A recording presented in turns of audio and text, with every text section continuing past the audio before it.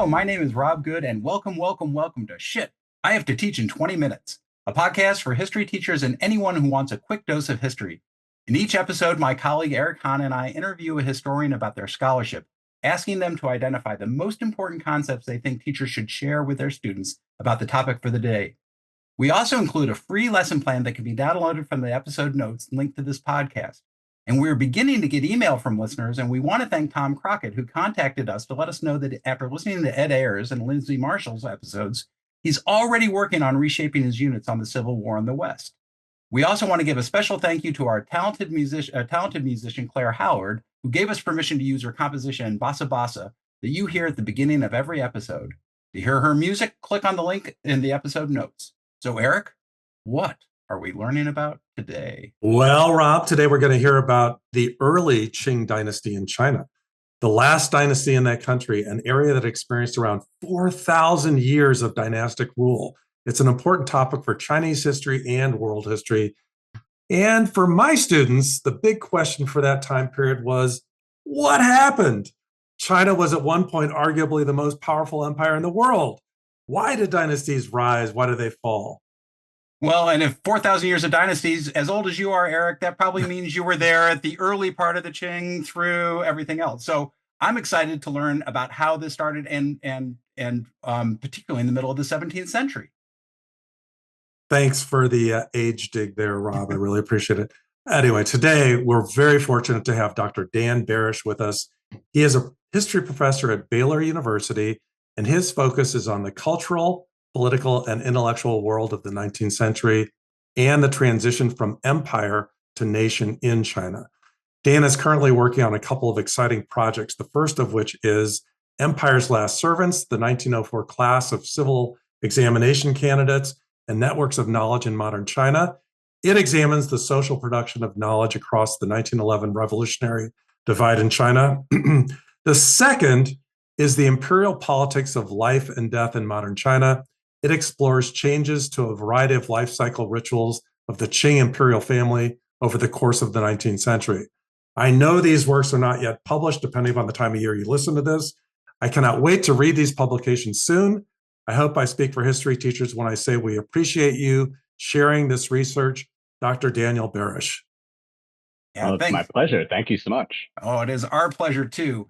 So we always have this opening question. What are the most important concepts that teachers should teach and students should learn, and particularly here about the rise of the Qing Dynasty?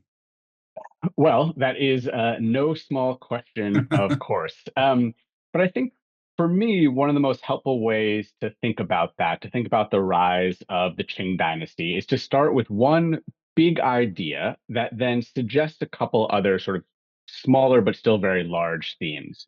So that big idea is that the Qing is an inner Asian empire that shares a lot in common with other early modern empires in terms of areas like administrative centralization, multinational inclusion, and aggressive land settlement.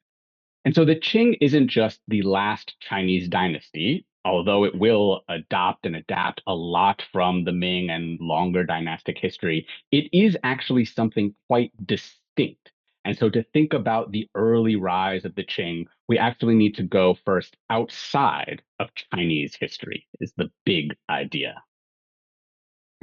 So what does that mean for us? It means first, we should think about challenges in the late Ming and the rise of the Qing state simultaneously, not one after the other. So the Qing has to come into our story during the Ming, not after. So, for example, we want to think about the real crises facing the late Ming. One of my favorite quotes comes from a sort of lowly scholar, a lowly official named Zhang Tao, and this is quoted in Timothy Brooks' beautiful book, Confusions of Pleasure. In the late Ming, he said, "One man in 100 is rich, while 9 out of 10 are impoverished. The poor cannot stand up to the rich, who, though few in number, are able to control the majority. The Lord of Silver rules heaven, and the God of Copper Calf reigns over the earth." So the Ming is facing its own internal crises. We have wonderful new scholarship showing how climactic change led to surge in prices in important food staples. And the Ming is really a challenge in and of itself. Simultaneous to that, we have the rise and the emergence of the Qing state. So outside of traditional Chinese territory, we have the consolidation of nomadic tribes. We have Nurhaci's transformation of these people into the Manchu. We have wonderful documents starting in the late 1590s, where we have the moment of creation of the Manchu language, where we have the organization of the banner systems. We have sort of early raids from the first there, the later Jin into Ming territory. And then eventually in 1636, the creation of the Qing state. So recall there, I just said 1636, not 1644, where we typically start the history of the Qing, because that's when the Ming falls and that's where the Qing take over Beijing. But already by 1644, we've had almost 50 years of Qing history, the creation of identity, the development of state institutions that are happening simultaneous to internal Ming challenges. So that's my first sort of big point: the rise of the Qing simultaneous to the fall of the Ming, not subsequent to. Was that completely separate, Dan? Was there any passing the baton from Ming to Qing, or was it just completely separate, the Manchu coming in and taking over what was the Ming? There's certainly a change in relationship. So early on in the formation of the Qing, they have a sort of trade relationship with the Ming. Nurhaci sort of has these wonderful seven grievances that his son publishes, where basically they decide in the 1630s that they're no longer satisfied with that semi-subservient trade relationship that they have with the Ming, and they start to take a much more aggressive posture and basically declare, particularly in 1636, when they declare themselves the Qing Dynasty, that we're no longer so interested in living side by side. We do have some desire, some intent to replace. But that's several decades into that relationship and into that history. It's not at the start. Good, good, good. Yeah. Rob, Well, are you stunned? Rob is stunned. I'm totally stunned. Well, because my understanding is they did sort of set parallel sorts of governance between the Yeah. Manchu and the Ming, so that there was a continuation. And I know that continuation and change, and particularly when we're talking about 4,000 years of history, having some sort of thread that goes through there. But I'm also intrigued by what you said about it being distinct from other dynasties, and that it has a lot in comparison with other large Asian, Middle Asian empires or Inner Asian empires at Yeah. the time. So I'm excited to learn more about that too. Yeah, I mean, so I don't mean to suggest, and actually, it's my next sort of point here, that there isn't continuity or Oh, continuations once the Qing do come into power. The difference would be that if we want to understand those continuities, if we want to understand those things, we need to actually understand the early emergence of the Qing prior to their time in China proper. That they actually develop core elements of their state power and their sort of administrative capabilities prior to the fall of the Ming and prior to the moment where I don't know if you guys sing the song in your class of Oh, memorizing the sure. Chinese. Yeah. Yeah. Yeah. So Shang right, like Han. Yeah. exactly, Yeah. exactly. So a bunch of the core elements of the Qing state are going to emerge prior to when they would be a part of that song. But once they do come into power, is sort of the second point here. That also, although they emerge outside of Chinese territory and in some senses outside of traditional Chinese history, once they take over and seek to rule the territory of the former Ming, they do adopt and adapt many traditional Chinese ideas and institutions to win over the local elite and sort of bring the literati particular into the governance of the empire to help do that work. The Manchus will be outnumbered by about 350 to 1 by native Han Chinese. And so to rule that type of population and to draw on the expertise of people who have created really effective mechanisms of governance for so long, there is this very conscious project of adaptation. So a couple of my sort of favorite examples there would be the Qing adoption of the civil service examination, right? Classic example where for long-standing institution whereby it, mastery of a canonical body of literature and knowledge grants you access to positions in government and social and cultural prestige. So the Qing adopt that practice and sort of call on the Confucian literati to come serve them in government. But they do so in really interesting ways. That the first questions in the first Qing exams specifically ask those Confucian literati, well, how should we work in this new situation? So in 1646, this is the first time there's the palace examination, sort of the final stage of the civil service exams once the Qing have taken power. The final question that the people are asked is how can Manchu and Han people be brought together for a common purpose? In 1649, they're asked, quote, how can Manchus and Han be unified so that their hearts were the same and they work together without division? So we have the adoption of this civil service examination system, but sort of redeployed very specifically to serve the needs of the new state, who know that they are sort of cultural and intellectual outsiders.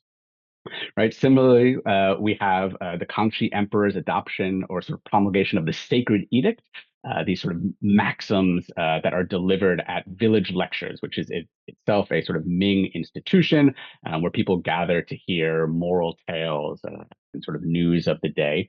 And the Kangxi Emperor writes this Sacred Edict that really doubles down on the idea that the government and the country's primary virtue is filial piety. Right. So that's not a Manchu ideal. That's very much a Confucian ideal. And here Kangxi is speaking, literally speaking the language of Confucian moralism in order to appeal to the country's elite.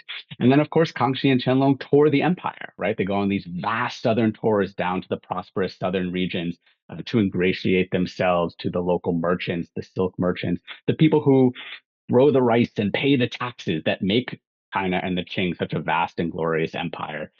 The Qing emperors, these sort of cultural outsiders, go down and visit those people and try to bring them into the fold of governance. So there is a tremendous amount of adopting and adapting to Chinese norms and Chinese dynastic institutions as the Qing tried to control the territory. Well, I hate to make this my last question to you because we're sort of running out of time here, but so you mentioned Qianlong, and every world history textbook contains the famous meeting between the other British Macartney to show the cultural divide between forces that are attempting to make their way into China, but there's resistance there at that point when China is completely powerful. So can you talk to that a little bit? Yeah, absolutely. I think actually Qianlong is a great example of one of these sort of final big themes that's really helpful in understanding the rise of the Qing and its early reign. That Qianlong in particular, but the Qing in general, rule in a way that scholars, particularly brilliant scholar Pamela Crosley, has called via simultaneity. That the Qing don't sinicize, right? The Qing don't become Chinese. That they appeal to the different populations of their dynasty, the sort of multi-ethnic, multinational populations on their own terms, in their own languages. So Qianlong very famously has paintings of himself where he's dressed as a Manchu warrior, where he's dressed as a Confucian scholar, where he's painted as a Tibetan bodhisattva. A lot of those paintings are done by Jesuit artisans, and his summer palaces are built by Jesuit architects. So Qianlong is a global, universal ruler who, although has adopted or adapted many Chinese institutions, has never felt the need to be Chinese. He rules universally, simultaneously, all the different people of his empire. And so claims of particular lines of sovereignty or having to bow down to a foreign monarch, these things don't particularly work under the construct of a Qing universalism. We could do like 5 hours on the on the misinterpretations and the misunderstandings of the Macartney mission, but that's a whole other subject. But just suffice it to say that Qianlong was on pretty solid ground to say that he ruled a rich and vast and glorious empire, and the stuff that Macartney was bringing was not so impressive, and really gave him no reason to think that he should change his ways. Oh, that's I wish I had heard you before I started teaching this topic. all together. But thank you very much, Dan. We appreciate it. I know teachers are really going to appreciate this podcast. So thank you. Thank you for joining us. My pleasure. Absolutely. And listeners, remember, you can download free lessons from the link provided in the episode notes. And please stay tuned for a description of those lessons after this catchy little ditty. Ditty? All right. Oh no, the clock is ticking, 20 minutes, time is spinning, pulling facts from thin air, hope to think I came prepared. I've just listened to what Dan Barish said about the early Qing a few times now, and it's an amazing brief overview of such an expansive topic. He's a real teacher's teacher. I wish I would have heard him before I started teaching world history way back in 2001 to avoid many assumptions that I made about the Qing Dynasty when I was first learning about this topic. So it was difficult for me to choose anything for a lesson, but I wound up sharing actually two.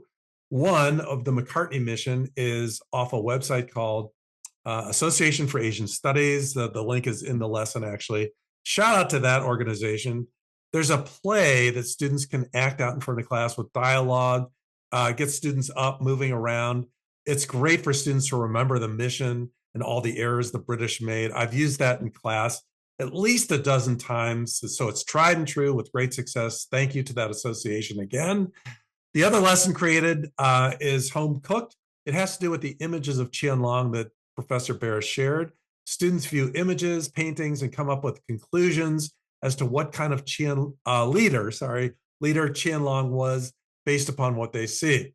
So students will create a claim, back it up with a short paragraph. Rob, what do you got? What I got? What, like COVID? What do you? Okay. So I got a great education in this as a mostly U.S. history teacher. This was a phenomenal lesson or a phenomenal episode for me to learn from. What I was most struck by was Dan's observation that when the Qing took over, they were outnumbered by the ethnic Han Chinese, a 350-to-1 ratio, and that got me thinking. How does an ethnic minority like that assert their control in such a huge space? So the lesson that I have positions the students as an advisor to the Qing emperor, and they are tasked with recommending to the emperor what he should do to establish political, cultural, and military control.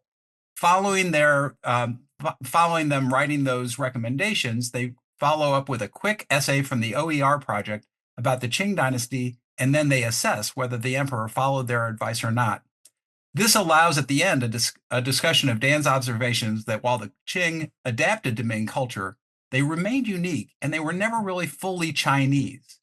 Also, Dan shared some resources with us following the podcast, and many of those were from Columbia University's Asia for Educators website. And a link is included in the episode notes so that you can find those there. Excellent lesson, Rob. So thank you for listening. And remember, you can download your free lesson from the link provided in the episode notes. And please be sure to follow us wherever you get your podcasts and on Instagram and YouTube. And feel free to share feedback about what you're doing and what you think of this amazing episode. Hint, hint. You can reach us for any feedback, questions, or suggestions you might have about this conversation or the lessons at historyan20@gmail.com. Historyan20 is all spelled out. We'd love to hear from you. Thanks for joining us today.